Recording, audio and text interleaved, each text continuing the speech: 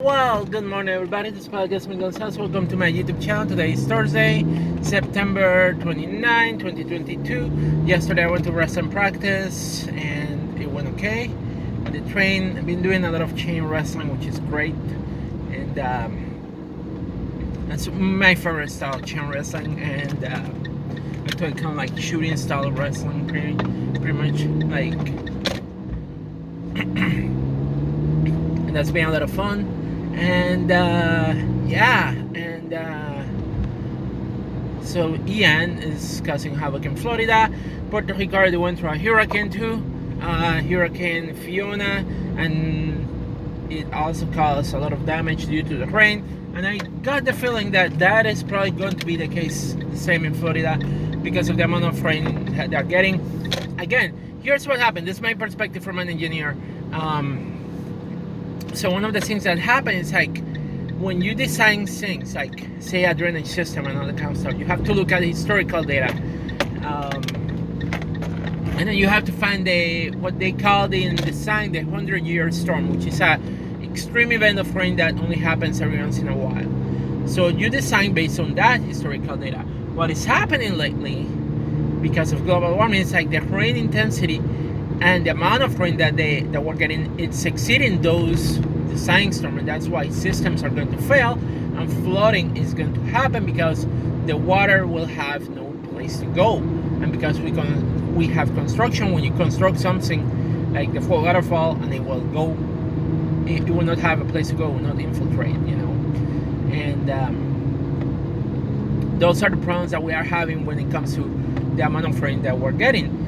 How can we design better, and it's also how can we improve the existing infrastructure that a place will have, or a particular state or city will have.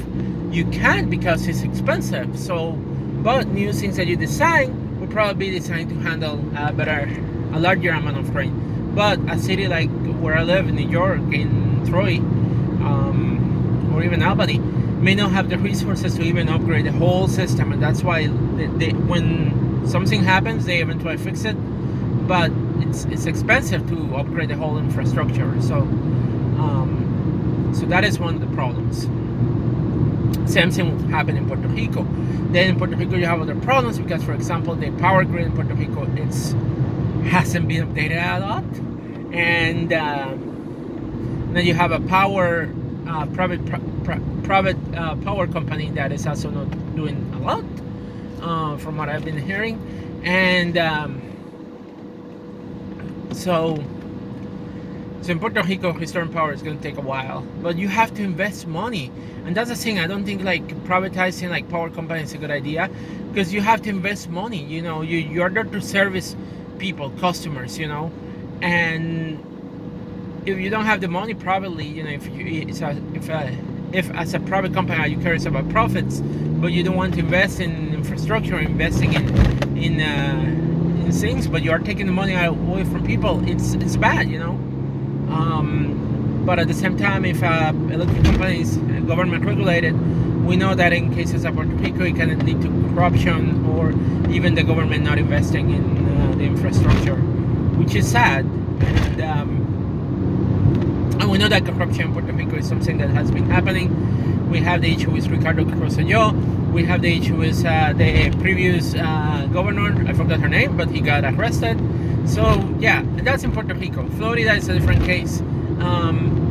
But again, the infrastructure issues is something that happens in every city that it's probably old, that was designed years and years ago. That's going to be a problem in any city that in any old excuse me, in any old city. So that's the drawback about these storms. On the bright side, tracking the hurricane, it just helps forecast where it's going to land, help people prevent damage. But there's going to be damage, that's for sure. And it's also going to be damage that you will have to have money to eventually be able to repair that damage, because you can't let people without power. You will have to restore their homes if they lost their homes due to flooding, and everything that they own too. So that is a side part. That is a part that is going to cost money, And that is the unfortunate part about hurricanes overall and catastrophic events of nature. That is that you have to rebuild again, and some people don't recover, or some people were trying to recover and couldn't recover, and then they got hit with some other hurricane, which in this case is the case of Puerto Rico, which even though 5 years ago we had a hurricane and some people got aid and some people recovered, there's some other people in the island that never fully recover, and that is one of the things that we're experiencing, and that is one of the things that actually cause more damage with this new hurricane in Puerto Rico, because some people never fully recover. And that is the situation that Puerto Rico is living, because hurricanes happen every year. Every year there's a hurricane season. It starts in June. It goes all the way to November, and unfortunately that's what it is, and that's why we're seeing these events, because we're in the hurricane season. But like I said, the sad part is that people not being able to recover, and that is a part that we're going to have to help other people. We have to help them, and honestly, I got no problems like sending aid, or if the government was going to send financial aid to Puerto Rico, I got no problem if the government is going to send financial aid to Florida either, because we're all in this together. We stand with Florida, I'm pretty sure, and we'll stand with Florida, and we should do everything we can to help the people down there, because they're going to need help, honestly. And I went to Florida in July this year to Kissimmee to see Disney, thanks to my dad paying for my trip, because I am too poor to afford going down there. And as much as I disagree with the governor,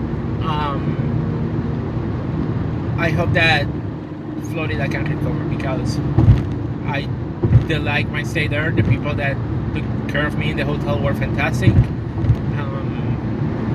The hotel was amazing, and I enjoyed the time that I spent in my vacation in Florida. I even took public transportation, so yeah, so I know there's people that have similar lives that I have here, and the people that work in the parks, Disney. So yeah, all the residents, and I have friends too, and I may have family members that live in Florida, and I hope that they are doing okay, and I hope that they are okay, and I want them to know, if they watch this, that I'm here to help if I can. Well, it's everything that I can, Anyway, that's all I got for now. Peace, everybody. Stay safe. Bye.